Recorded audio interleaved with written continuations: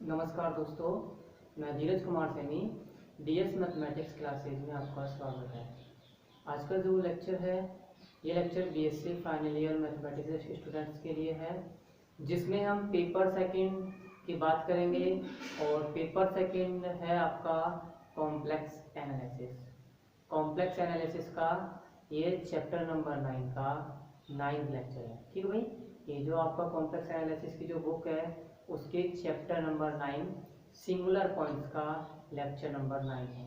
इस लेक्चर में हम बात करेंगे कि एक एनालिटिक फंक्शंस के जीरो क्या होते हैं। ठीक है भाई, एक विश्लेषिक फलन के शून्य क्या होते हैं और उन जीरो से रिलेटेड क्या क्या प्रॉपर्टीज होती है, कि उन जीरोज की क्या क्या प्रॉपर्टीज होती हैं सिंगुलर पॉइंट्स के अकॉर्डिंग। ठीक है, जब वो जीरो सिंगुलर पॉइंट्स बन जाते हैं तो फिर उन जीरोज की क्या क्या नेचर होता है, क्या नहीं होता है, तो उसके बारे में बात करेंगे। तो सबसे पहले हम लेक्चर स्टार्ट करते हैं विश्लेषिक फलन के शून्य के डेफिनेशन से। ठीक है भाई, देखो विश्लेषिक फलन का शून्य क्या होता है। आपको एक एनालिटिक फंक्शन दिया गया है। ठीक है, आपको एक एनालिटिक फंक्शन दिया गया है f। ठीक है, जो कहां से कहां डिफाइन है, b से c में, या फिर एक आपको कॉम्प्लेक्स फंक्शन दिया गया है, या फिर आपको एक कॉम्प्लेक्स फंक्शन f दिया गया है b से c में, जो कि किस वेरिएबल के अंदर है, वेरिएबल कॉम्प्लेक्स वेरिएबल z के अंदर, जहां डिफाइन किस प्रकार से है function, complex function f of z बराबर स्मॉल w बराबर u प्लस आयोटा b। ठीक है, ये u और v क्या है, ये u और v वास्तविक चरों x और y के वास्तविक मान फलन है। ठीक, और साथ के साथ यहाँ पे ये जो d है, ये d क्या है, ये कॉम्प्लेक्स नंबर्स के सेट का कोई भी सबसेट है, या तो चाहे प्रॉपर हो या फिर इम्प्रॉपर हो।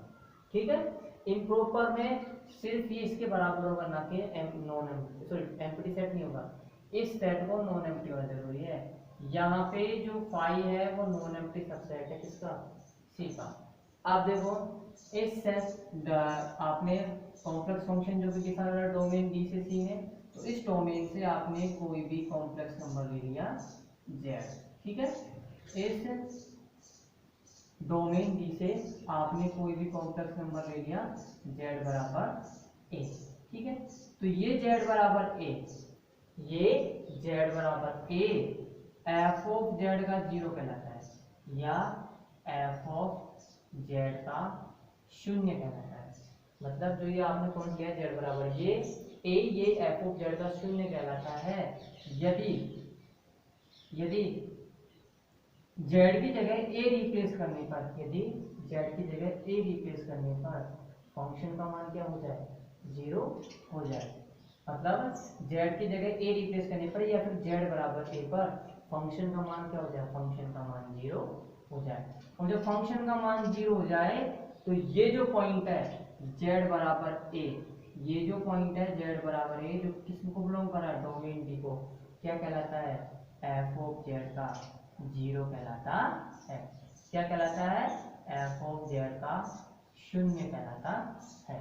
दोबारा से देख लीजिए, आपको एक कॉम्प्लेक्स फंक्शन दिया गया है f, जो कि डिफाइन है डोमेन d से c में, जहां डोमेन d क्या है, नॉन एम्प्टी सबसेट है c का। और डिफाइन किस प्रकार से है कॉम्प्लेक्स फंक्शन, ये complex function complex variable z में तो डिफाइन हो रहा है, और किस प्रकार से, कि f ऑफ z बराबर स्मॉल w बराबर small u plus iota v, जहाँ पे स्मॉल u और स्मॉल v क्या है, स्मॉल u और स्मॉल v वास्तविक चरों x और y के वास्तविक मान फलन है। ठीक है, तब डोमेन का कोई पॉइंट z बराबर a, डोमेन का कोई पॉइंट z बराबर a f ऑफ z का शून्य कहलाता है, f ऑफ z का शून्य कहलाता है यदि f ऑफ a क्या हो, यदि f ऑफ a क्या हो, जीरो हो, या फिर आप क्या कह सकते हो कि z बराबर a पर फंक्शन का मान क्या हो, जीरो हो। ठीक है भाई, z बराबर a पर फंक्शन का मान क्या होना चाहिए, जीरो होना चाहिए।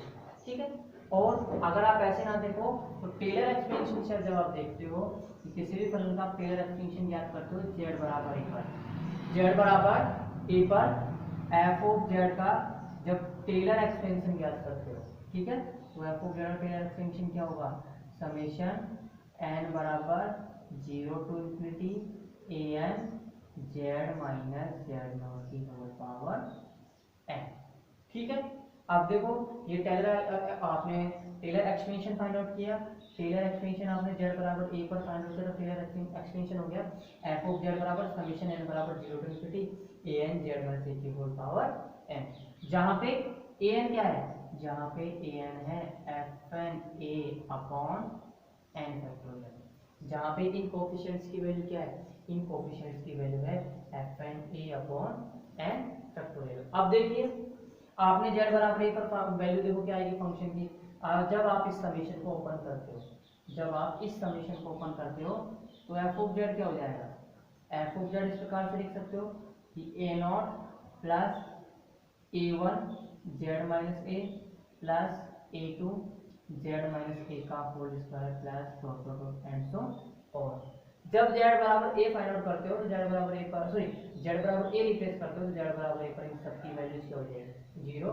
तो सिर्फ क्या बचेगा एफ ऑफ सॉरी क्या बचेगा ओनली ए नॉट। और जेड बराबर ए पर एफ ऑफ जेड की वैल्यू क्या है, एफ ऑफ जेड की वैल्यू है एफ ऑफ ए। अगर ये जेड बराबर ए 0 है किसका एफ ऑफ जेड का, तो इस ए नॉट की वैल्यू भी क्या होगी 0 होगी। ठीक है भाई, इस पॉइंट पर इस ए नॉट की वैल्यू क्या होगी 0। तो डेफिनेशन देख लीजिए,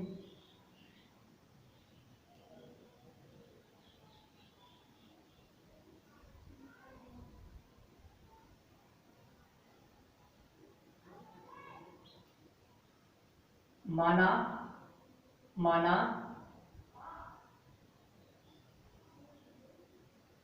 माना एफ ऑफ जेड, माना एफ ऑफ जेड सम्मिश्र चर जेड में कोई सम्मिश्र फलन है, सम्मिश्र चर जेड में कोई सम्मिश्र फलन है। ठीक है भाई, सम्मिश्र चर जेड में क्या है, कोई सम्मिश्र फलन है जो प्रांत डी पर क्या है, जो प्रांत डी पर परिभाषित है, जो प्रांत डी पर परिभाषित है। ठीक भाई, किस पे डिफाइन है complex function, complex function define है डोमेन डी पर। ठीक है, तो जो प्रांत डी पर परिभाषित है, that is f from d to c, that is f from d to c such that f of z बराबर w बराबर u प्लस आयोटा। ठीक है, that is f from d to c such that f of z बराबर w बराबर u plus iota b।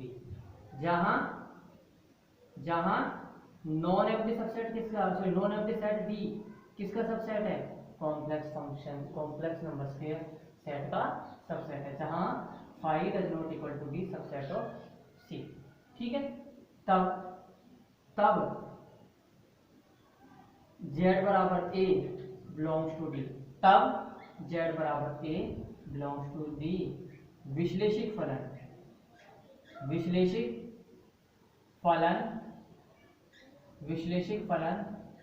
f of z का, विश्लेषिक फलन f of z का शून्य कहलाता है, विश्लेषिक फलन f ऑफ z का शून्य कहलाता है यदि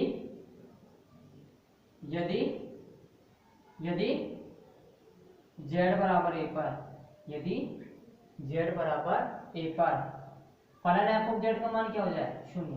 यदि z बराबर a पर फलन f ऑफ z का मान शून्य हो जाए, यदि z बराबर a पर फलन f ऑफ z का मान शून्य हो जाए।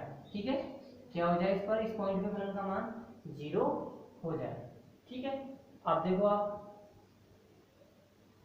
चूंकि फलन f ऑफ z के, चूंकि फलन f ऑफ z के z बराबर a पर, z बराबर a पर, z बराबर a पर टेलर प्रसार से, z बराबर a पर टेलर प्रसार से आप क्या लिख सकते हो, आप लिख सकते हो f ऑफ z बराबर समेशन n बराबर 0 टू इंफिनिटी an z माइनस ए की होल पावर n। ठीक है, आपके एलसीएम फलन है f z को इस प्रकार से, जहां जहां an की वैल्यू क्या है, जहां an बराबर है fn a upon n factorial, जहां an बराबर fn a upon n factorial, तब z बराबर a, तब z बराबर a फलन f ऑफ z का, तब z बराबर a फलन f ऑफ z का शून्य होगा, शून्य होगा। कब होगा शून्य, यदि यदि f ऑफ a बराबर a नॉट बराबर क्या हो, 0 हो, यदि f ऑफ a बराबर a नॉट बराबर 0। ठीक है, तो ये विश्लेषिक फलन के शून्य की डेफिनेशन हो गई। अब आपकी थ्योरम है, एक थ्योरम है आपकी 9.5.1। ठीक है, आपकी थ्योरम नंबर है 9.5.1, जो स्टेटमेंट है कि फलन के शून्य, फलन के शून्य क्या होते हैं, वियुक्त बिंदु होते हैं। फलन के शून्य वियुक्त बिंदु होते हैं। फलन के शून्य क्या होते हैं, वियुक्त बिंदु होते हैं। ये आपके थ्योरम का स्टेटमेंट है।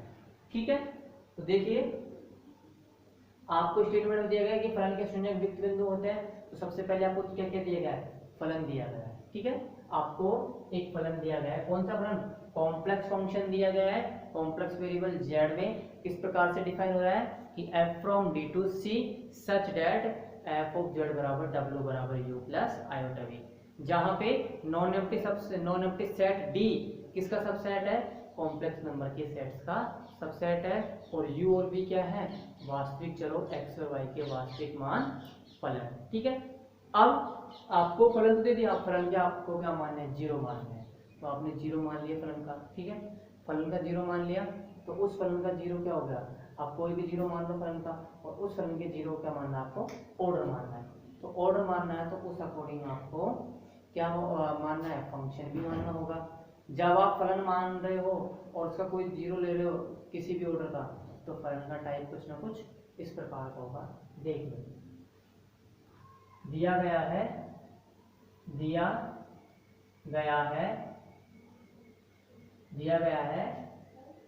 f ऑफ z सम्मिश्र चर z में एक सम्मिश्र फलन है। सम्मिश्र चर z में एक सम्मिश्र फलन है, एक सम्मिश्र फलन है, जो प्रांत d पर परिभाषित है, जो प्रांत d पर परिभाषित है।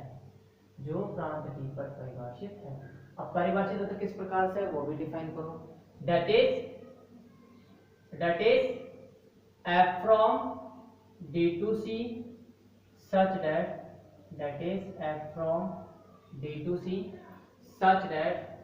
f of z बराबर w बराबर u प्लस आयोटा v। ठीक है, जहां नॉन एम्प्टी सेट d किसका सबसेट है, कॉम्प्लेक्स नंबर्स के सेट का सबसेट है, जहां phi does not equal to B subset of c। ठीक है, तथा z बराबर a फलन f ऑफ z का कोटि m का, फलन f ऑफ z का कोटि m का क्या है, शून्य है। ठीक भाई, क्या है, z बराबर a जो आपने माना है, ये क्या माना है, फलन f ऑफ z का कोटि m का शून्य है। ठीक है, अब देखो कोटि m का शून्य, तो फंक्शन किस प्रकार से डिफाइन करोगे कि that is f of z बराबर जेड माइनस ए की whole power m into five of Z.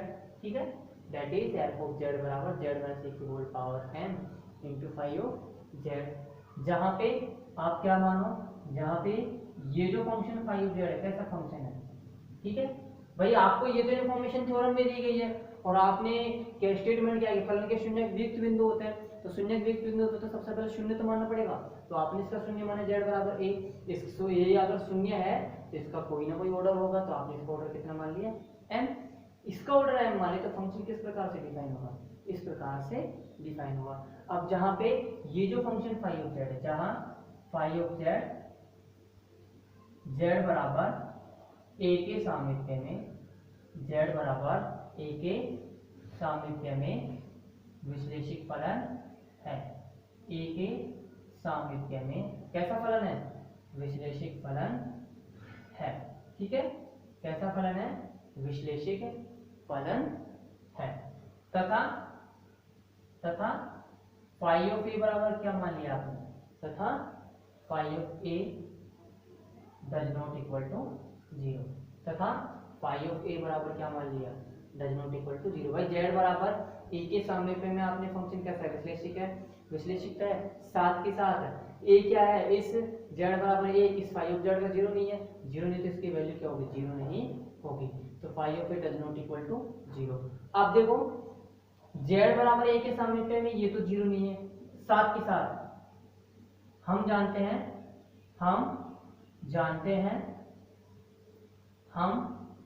हैं कि जेड बराबर ए के सामिप्य में, जेड बराबर ए के सामिप्य में जेड माइनस ए की होल पावर है क्या होगा, does not equal to zero. ठीक है, जेड बराबर ए के सामिप्य में जेड माइनस ए की होल पावर है जीरो के बराबर नहीं होगा, इसके सामिप्य में नहीं होगा, इस पॉइंट पे जरूर होगा। जब इसके सामिप्य में जीरो नहीं है तब आप क्या कह सकते हो, that is z does not equal to a पर जेड माइनस ए की होल पावर एन किसके बराबर नहीं होगा, जीरो के बराबर नहीं होगा। अब देखो जेड बराबर ए पर ना तो ये जीरो है ना ये जीरो है, और जेड बराबर ए के नेबरहुड में फाइव ऑफ जेड जीरो नहीं है और जेड माइनस ए की होल पावर एन जीरो नहीं है, तो आप क्या कह सकते हो, अतः जेड बराबर ए के सामिप्य में, अतः जेड बराबर ए के सामिप्य में फलन एफ ऑफ जेड शून्य नहीं है, फलन एफ ऑफ जेड शून्य नहीं है। दैट इज फलन एफ ऑफ जेड का, दैट इज फलन एफ ऑफ जेड के शून्य, दैट इज फलन एफ ऑफ जेड के शून्य वियुक्त बिंदु होते हैं। क्या होते हैं, वियुक्त बिंदु होते हैं। ठीक है भाई, ये जो जीरो है ये क्या होते हैं, ये वियुक्त बिंदु होते हैं। ठीक है, आपका डेफिनेशन हो चुकी है विश्लेषिक फलन के शून्य, और एक डेफिनेशन हो गई और एक थ्योरम हो गई कि फलन के शून्य क्या होते हैं, वियुक्त बिंदु होते हैं।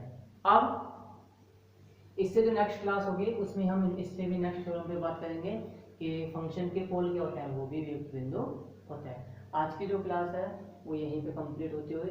अगर वीडियो अच्छे लगे तो लाइक करें और चैनल को वीडियो अच्छे लगे तो लाइक करें और साथ ही साथ चैनल को सब्सक्राइब जरूर करें। ठीक है, धन्यवाद।